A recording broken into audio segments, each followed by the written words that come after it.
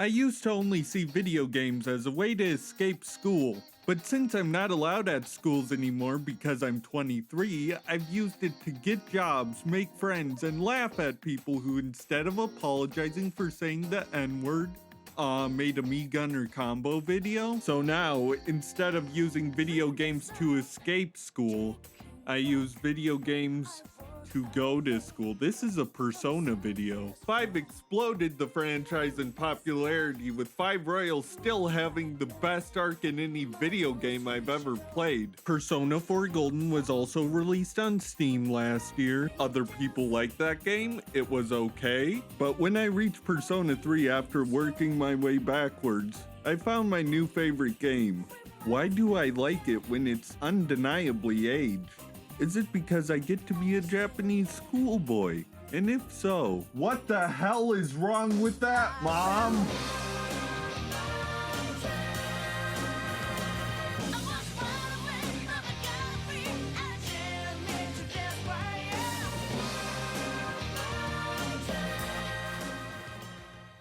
Persona 3 takes place in the far-off year of 2009. The orphan main character, who we will call Makoto Yuki from now on, arrives late to his new dorm, but on the way, people just seem to be dead, I guess. A strange boy just sort of asks him to sign a contract when he gets there, stating he will be responsible for all his actions. Okay. Then Woman with Gun. Woman with Gun is about par for the course, haha. So after being a good game for a while, where I can make friends, the dorm gets into a crisis that seems to be a little too normal for these people. In the 2 other Neo Persona games, the self-inserts just kind of step into the other characters' lives, like, a few fun facts about myself. I am indeed your savior, almost immediately, in fact. If anybody wants some cool powers, my mom made them. However, Persona 3 takes a different approach. These powers actually kinda suck ass. Nobody wants personas. They feel like a curse, but they realize they need to use them because the effects of these monsters, shadows, are causing people to lose their will to live and vegetate, explained to the general public as apathy syndrome. The students in this dorm are members of a school club called SEAS, which, get this, stands for Specialized Extracurricular Execution Squad. That's in the school paperwork. They don't even hide it. They use evokers, aka Gon, to summon their personas during the dark hour, which is the scary time established earlier. It's an hour where time stops during midnight, where shadows just kinda chill in a tower called Tartarus. If people have the potential, they can do whatever they want during the dark hour, like be very confused. Otherwise, they turn into coffins, because this game is about death. After learning of the implications of his contract in the Velvet Room, a mysterious place and cute nerd domain, Makoto and his new friend Junpei decide to join SEAS for real, and find out why all this is happening in the first place.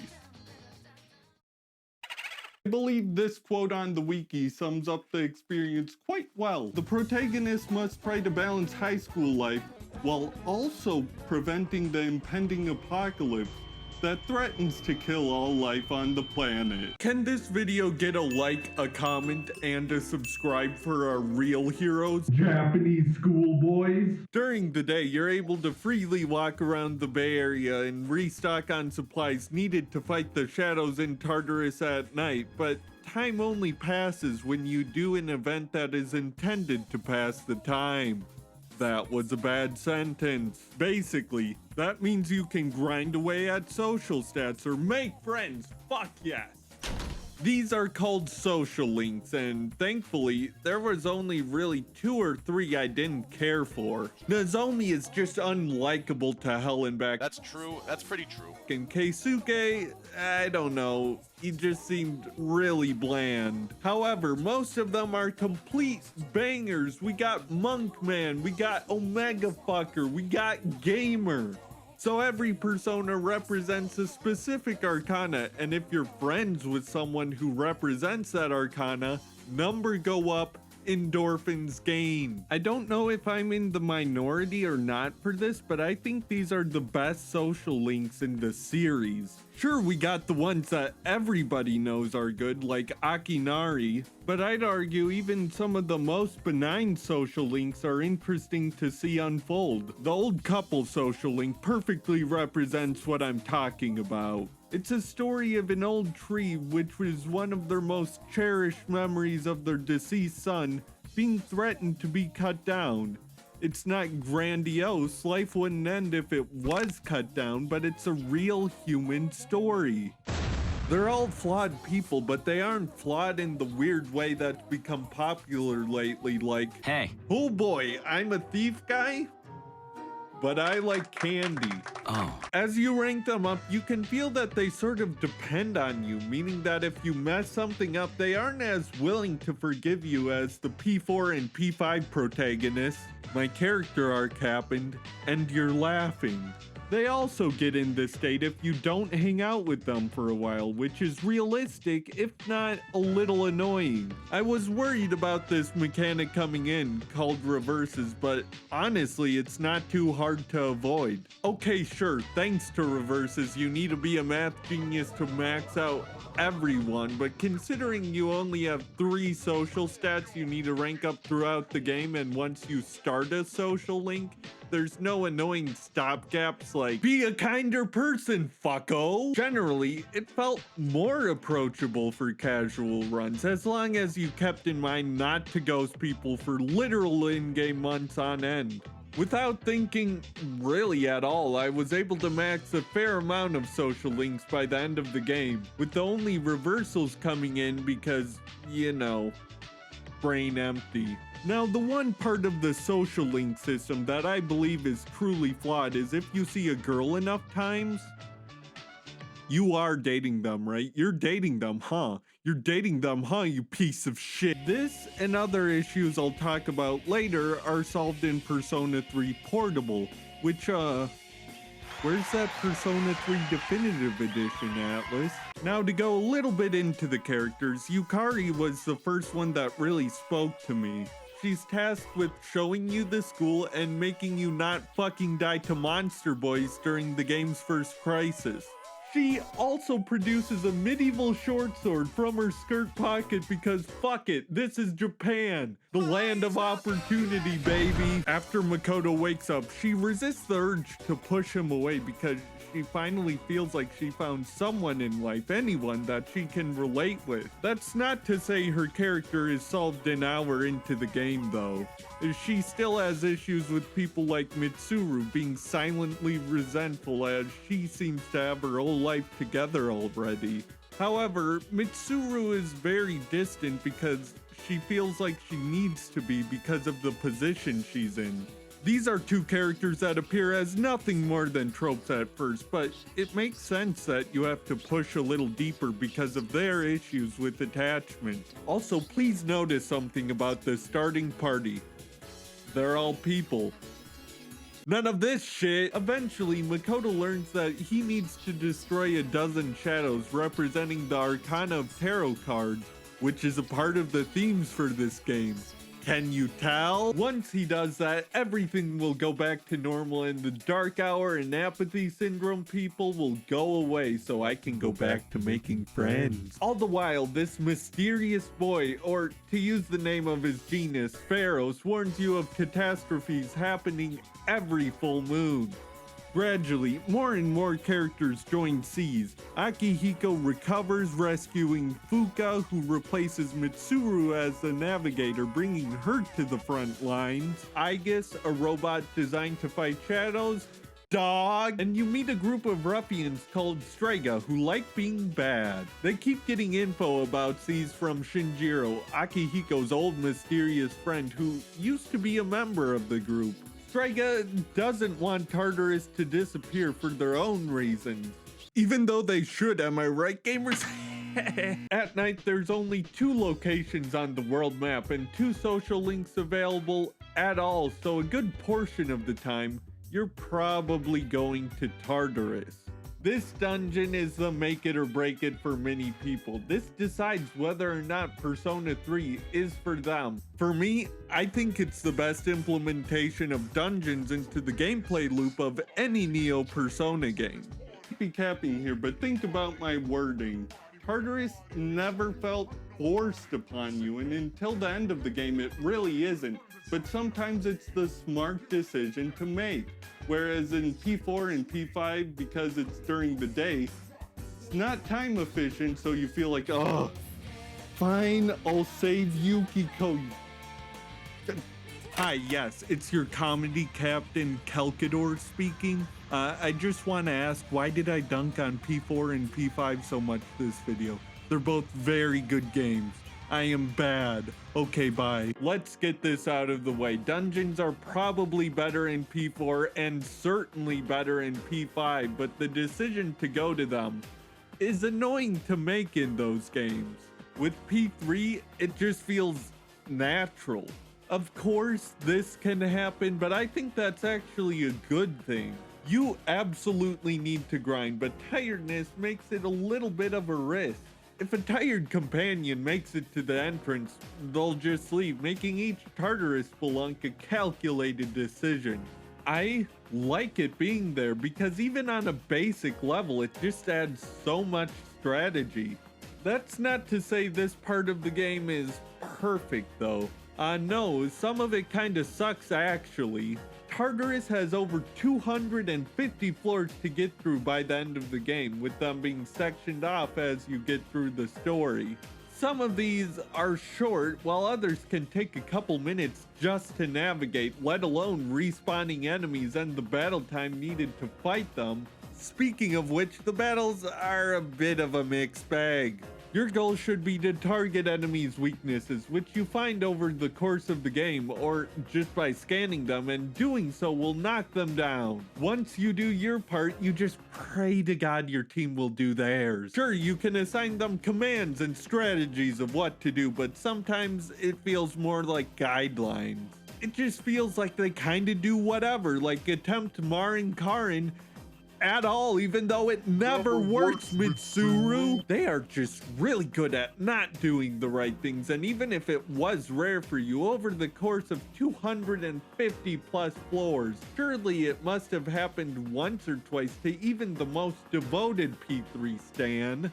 It's fun when everything works, but those moments are more infrequent than they should be. This is another issue that Persona 3 Portable fixed, but all the fixes in Persona 3 Portable are pretty status quo in 4 and especially 5. So yeah, Persona 3 has UI and some gameplay related issues, wowee, to be expected from a retro game honestly. Retro? So fair warning, from here on out, I'm spoiling pretty much until the end of the game, so don't watch if you haven't played it yet and want to, because it's good.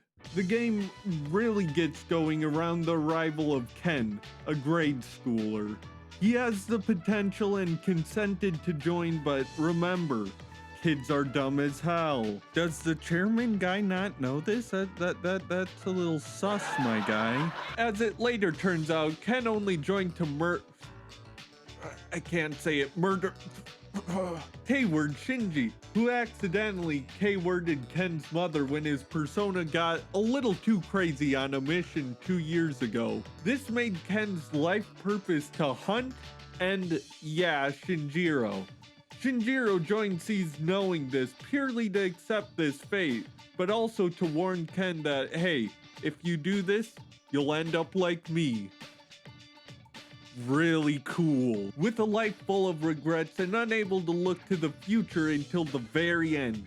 Then Revolver Jesus-like comes out of nowhere and just shoots him. After Shinji's death, the members of Seas begin to face their inner demons and evolve themselves as people, which is for dorks, as well as evolve their personas, which is cool. Also, the chairman is evil. He absolutely bamboozled you by doctoring the video that said to kill the guys. In reality, it said Don't kill the guys. Motherfucker made a YouTube poop. Seize is ultimately saved by the robot Aegis gaining free will and dog. However, if Kooky Wacky Man is to be believed, something really bad happened and you don't know what it is exactly. So the next in-game month or so is spent trying to cope with this disturbing new fact with your new friends. I told you this game was good. You look real stupid right now. Before we go through the next big plot drop, I want to give a shout out to Junpei's character arc. His channel only has 5 subs and I'm all 5 of them. I mean, seriously, it comes out of nowhere. He perceives his only worth is fighting shadows during the dark hour. He grows outwardly jealous of Makoto and his seeming ability to do no wrong. However, after really falling in love with someone who he doesn't know is a member of Strega, it suddenly becomes clear to him that he doesn't need to be the best guy in school. He doesn't need to be the best guy during the dark hour. He just needs to be the best he can be for Chidori. However, Strega's whole philosophy was live in the moment, don't look to the past or the future, and don't get attached. But when Junpei takes a literal bullet for Chidori, she learns that she also wants to do the best for Junpei, which means sacrificing her own life to heal him with her persona. It really comes together with this line from Akihiko after Junpei wants to go after Strega. She entrusted you with this life. Don't waste it. Okay, plot drop. Turns out new friend is actually Pharos, the guy that disappeared that gave you all the warnings about bad things or whatever. But he's also the embodiment of Nyx, which is kinda sorta death itself. But that's fine because 10 years ago, the date of all the accidents that happened, Aegis actually fought Nyx and couldn't beat him. So she just sealed him inside of a child, because he will never beat the dozen Arcana shadows. Oh, I don't blame you if you don't follow. Who knew Japanese schools were this crazy, right? The thing is, Pharos or Ryoji or the Nyx Surprise or whatever isn't antagonistic at all. In fact, he says, I'll come back in a month. You'll still die, but if you kill me, you'll forget you will die until it happens. Shake. Pretty much everyone agrees that killing him and ensuring death would be a pretty bad idea. That is, except Aegis. When she was introduced, her modus operandi was to be with Makoto for reasons she didn't understand, and while there was a logical program directive enforcing that idea, there was also emotions involved. She only sees a bit of a window into the human experience, and her added FES social link helps her understand that emotions can be just as much of a driving force as facts. Yes, it would be factually correct to say killing this guy so you're not paralyzed in fear until you die would be a pretty excellent play because apparently you would die anyways. But you'd also be hiding from the reality of the situation and not making the most out of the time you have left. And that's really what I took away from this game. What meaning can you take away from your life? After giving Mitsuru a Jack Frost doll she didn't like, hey, fuck you, what the hell was I supposed? Ryoji comes back on New Year's Eve and begs for death. After denying him, the group grinds a lot to get to the top of Tartarus and be strong enough to face Nyx. I don't have much input on this final boss other than it's good despite the fact that it has 13 phases. You probably know it's good. I'm not a stats major. I can't quantify the good levels. As Nyx prepares to just end the world, Makoto recognizes he has a special relationship with Nyx. Being the guy that Nyx was Jay chillin' in. After a banger of a scripted fight, Makoto sacrifices himself to save the world with the power of friendship. This is a very good game. However, Makoto's still alive and everyone just kind of forgets about this whole life-ending apocalypse event and the Dark Hour entirely. The members of C's don't even know how they became friends in the first place, which I'm pretty sure is a crime punishable by death. After a couple of days, the boys remember everything as Makoto slowly dies in Aegis's care. This is the single best scene I've ever seen in a video game. It was hinted at subtly through your social links as well as through some dialogue options near the end, but I didn't think they'd actually do it. Then the answer happened and I didn't like it. In conclusion, video games are pretty good. Hey, world famous video gamer Kelkador here saying if you wanted to watch this early, you should join my Discord and throw me a follow on Twitter. I showed it early there. I don't know what else you want from me. Okay, bye.